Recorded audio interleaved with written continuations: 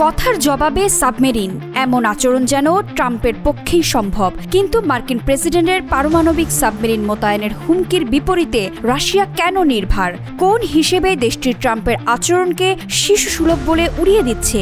কতটা শক্তিশালী হলে যুক্তরাষ্ট্রকেও অবজ্ঞা করা যায়?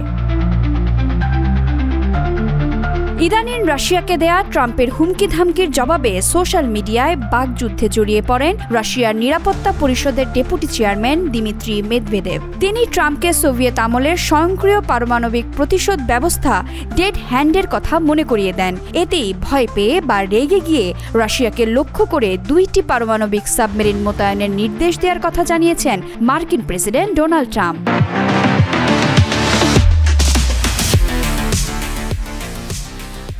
বিষয়টি নিয়ে সমান মাপের কোনো প্রতিক্রিয়া দেখায়নি রাশিয়া। এর কারণ হতে পারে দেশটির নিজের সামরিক সক্ষমতা যেমন জানে, তেমনি মার্কিন সাবমেরিনের দৌড়ও জানে। প্রজেক্ট 949 অ্যান্টেই এর আওতায় দেশটির তৈরি অস্কার ক্লাস সাবমেরিনগুলো দূরপাল্লার P700 গ্রেইন্ড অ্যান্টিশিপ ক্ষেপণাস্ত্রে সজ্জিত। দানবীয় ওই সাবমেরিন পারমাণবিক বিস্ফোরণ ঘটাতে সক্ষম। পোসাইডন আন্ডার ওয়াটার ড্রোন বহন করতে পারে এটি। সাগর তীরে থাকা যুদ্ধজাহাজ বা যে কোনো জলযানের বিরুদ্ধে ওই ড্রোন ভয়াবহ হুমকি। অস্কার ক্লাস সাবমেরিনগুলো অনেক অস্ত্র বহনের জন্য ডিজাইন করা হয়েছে। ওই নিউক্লিয়ার পাওয়ার্ড সাবমেরিনগুলো পানির নিচে 37 মাইল গতিতে চলতে পারে। অস্কার 2 সাবমেরিনগুলো তুলনামূলক বেশি নিঃশব্দে চলার জন্য উন্নত ইলেকট্রনিক সিস্টেম দিয়ে ডিজাইন করা হয়েছে। ডাবল হাল্ট ডিজাইনের কারণে টর্পেডোর বিরুদ্ধে ডুবোযানগুলোর টিকে থাকার ক্ষমতা বেশি।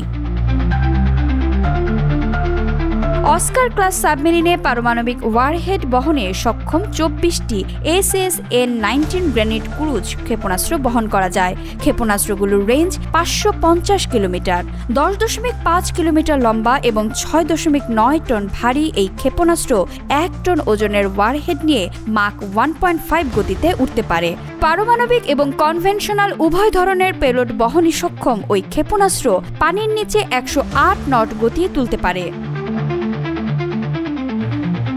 ইয়াসেন এম ক্লাস সাবমেরিন বর্তমানে রাশিয়ার সবচেয়ে শক্তিশালী ডুবোযান হিসেবে বিবেচিত। উন্নত পারমাণবিক শক্তিচালিত ওই সাবমেরিনের আছে উন্নত সোনার এবং অনেক ধরনের অভিযান চালানোর ক্ষমতা।